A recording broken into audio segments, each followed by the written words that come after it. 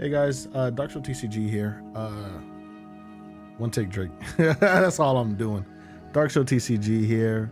I saw these cards get revealed this morning on the official One Piece channel, and they seemed very interesting. So I just wanted to, put something on wax, talk to you guys, upload something for the channel, and just share my thoughts about these cards. And I think the implications they could have, like, way down the line.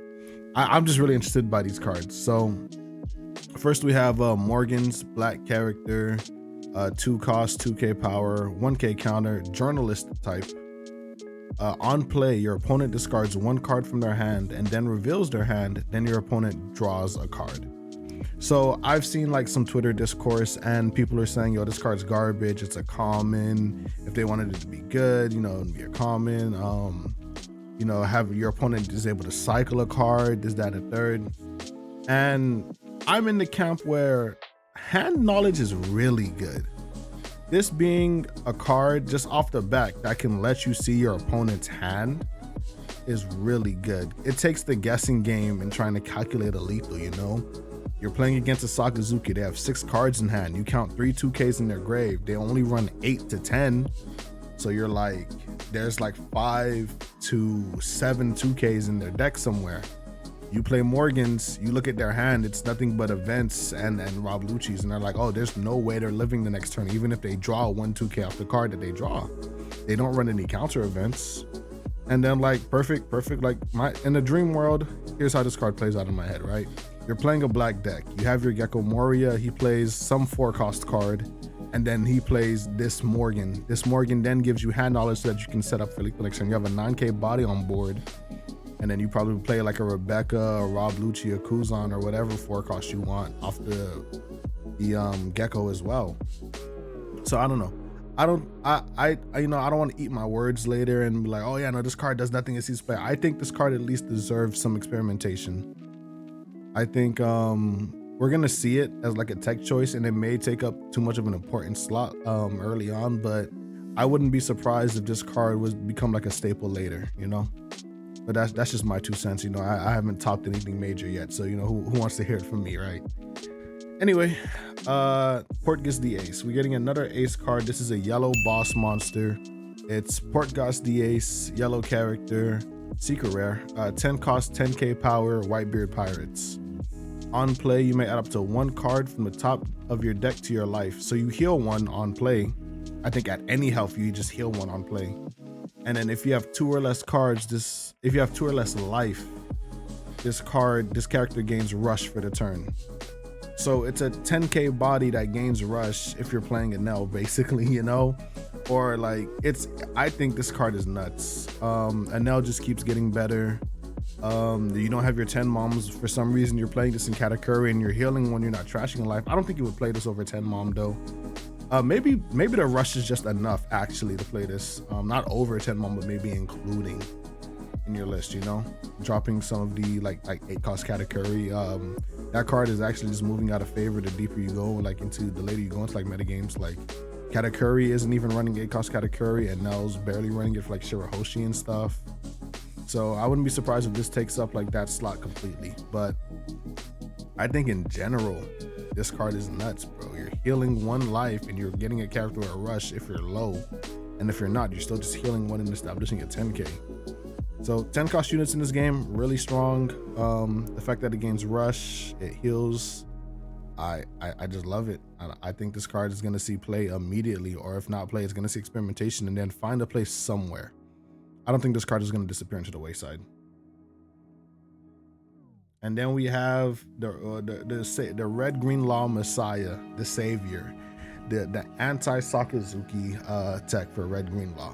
So you have Monkey D. Luffy, green character, 5 cost, 6,000 power, 1k counter, Supernova Straw Hat Crew.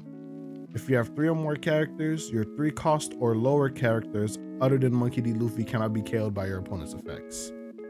So this basically says, if I'm playing Red Green Law, I'm stacking my board of weenies. You can't Rob Lucci me, you can't like Kobe or use any of those KO effects. However, Sakazuki does get custom printed cards for his leader because Bandai just loves Sakazuki. So he has a 2-cost event that bottom decks a 2 and a 1, completely disregarding this. He has the already he has Houndblaze from OP05, and you know, it's a good card. It's just that Sakazuki exists and bottom decking exists. So it forces your opponent to have it, but like Sakazuki cycles a card every turn, so they gotta have it. And then if they don't have it, then your opponent has to remove this first, and then remove, you know, the rest of your board, right? So like the Sakazuki would have to like Rebecca Hina, Lucci this, and I don't think you can KO simultaneously with like this and a 1-cost with like Lucci, you know. So I think it's for sure gonna see experimentation. I think Red Green Law players are gonna put in the deck, see how it works. Maybe it's the fifth coming. It's the fifth coming of Red Green Law. I have my Red Green Law deck built. You know, it's pretty much the same as OP02, 3, 4. So we'll see. We'll see when this set drops. We'll see what they're doing with this and if it cooks or not. And I think this is the last or second to last card. Nah, it's like a few more cards. All right. And now we have Jimbei, 4-cost Jimbei. So we have Jimbei, blue character, 4-cost, 5,000 power, Fishman, 7 Warlords, Sun Pirates, 3 tags.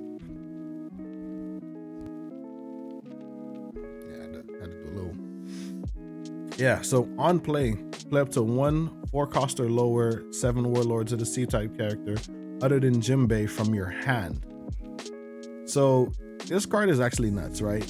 For Blue Dofi, and maybe you're playing like him in like another, like maybe you're playing him in Crocodile and you're doing like a Warlord package because Sentamaru's too old and you need bodies in the mid game. I don't know, but specifically for Blue Dofi, this card is nuts because the problem with Blue Dofi is that like you're clearing their board and then they're not securing top decks, and then the cards in their hand are too slow. So like if you're playing a character from your hand as Blue Dofi that doesn't like scry the top of your deck, you're kind of losing, you know. You're not getting enough gas from your deck. So it's being able to get those cards out of hand as well is just adding way more value to the deck, because Blue Dofi now plays like Gecko Moria, which gets a card from trash. You know, the Edward Weevil helps draw a card from your deck. So it's like they're just printing more support for 7 Warlords and giving him more steam, more gas to out-tempo your opponent. And I don't have a problem with that. I like supporting older leaders. And then Blue Dofi was always just a strong leader, but you know, he just gets outpaced by other decks and just runs out of removal. Blue Dofi kind of reminds me of like Beto Betty in terms of like, you know, how much steam they can get going, where like if they keep that pressure on, you know, it's a way better chance you're gonna win that game. But yeah, no, I think this is an amazing card. Instant slot in Blue Dofi. Will it save Blue Dofi? Maybe, honestly. This with Edward Weevil, maybe. I think Boa's a 7, the Warlords of the Sea as well. I forget what the 4-cost Boa does, if we even know what it does, but I think Blue Dofi is like solid like tier 2, tier 1.5 after this, but I don't know. Tony Chopper. The art on this is amazing. I'm not even gonna lie. Like, it's not just like a screen cap from the anime. It's like well drawn and like it captures the feeling of that. I like it.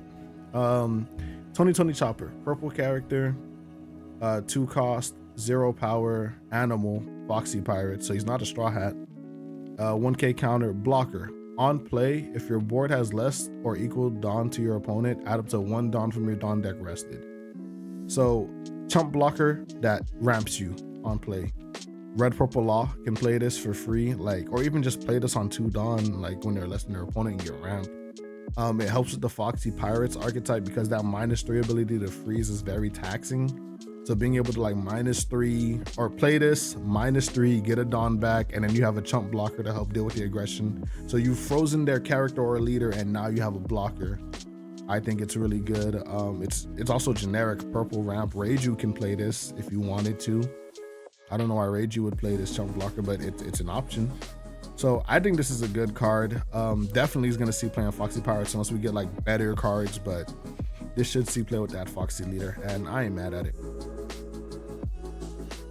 Now we got like some like leaks. Like, you know, these are like officially revealed off the channel, so these aren't really like leaks. Yeah, I'll talk about like the Sabo leak. So this Sabo character is a Sabo black character, 8 cost, 9,000 power, Revolutionary Army.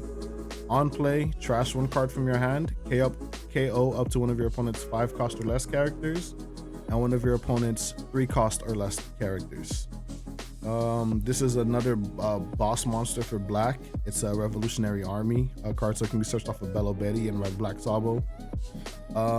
This is like the foil to Gecko Moria, because Gecko plays a 4 and a 2, and this KO's a 5 and a 3. I think this may even be better than Stussy for the CP0 engine, because like KOing 2 bodies is strong. We saw that with Rob Lucci, and then hitting a 5 and a 3 is crazy. Whereas Gecko Moria establishes bodies, this kind of just removes them. Obviously it can't KO, like if Gecko plays like the 4 cost Borsellino off of that, you know, you can't get rid of that, but you can still go for something else on the board while establishing a 9k for yourself. And then in Red Black Sabo, you have 1 down underneath your leader.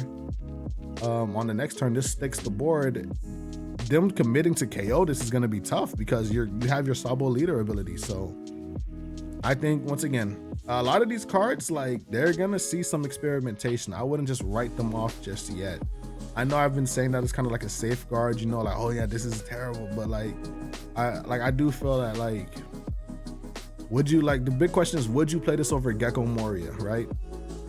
I think in some cases, yeah, because like the removal may just be better than the bodies you establish, because not every deck can use, like, I know Hina, I know like Gecko into Rebecca into, like, you know, something, and then something else at 2 cost off of Moria is really strong, but like not every deck can benefit from that, in my opinion. So I think just having the removal, you know, feels good. So, or maybe you play both. Having both options, like running 2 and 2, might just be good enough. Because once again, it kind of is the foil to Gecko Moria. You know, they play a 4 and a 3, or 4 and a 2. You KO a 5 and a 3. It's good enough.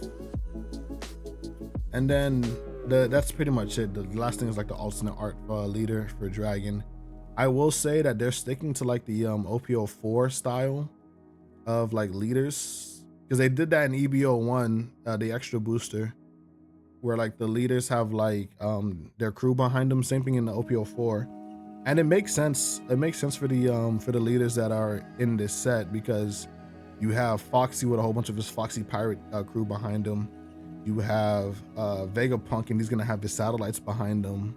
You're gonna have Rob Lucci, and maybe he has the whole Cypher Pole people behind him with the masks on. I think that would be lit. And then you have like Bonnie with Kuma behind her. So I guess like a big like family thing, you know, big like family art style is going. And I wasn't impressed with the OP04 leader art style. Maybe when I see like the foiling and stuff like that, I'll get hype. But it's not my favorite. The EBO1 leaders, in my opinion, do look better.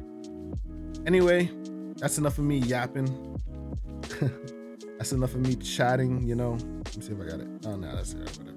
That's enough of me yapping. Thank you guys so much for staying this long in the video. If you like it, please like, subscribe, comment. Let me know what are your thoughts on the cards that I talked about today.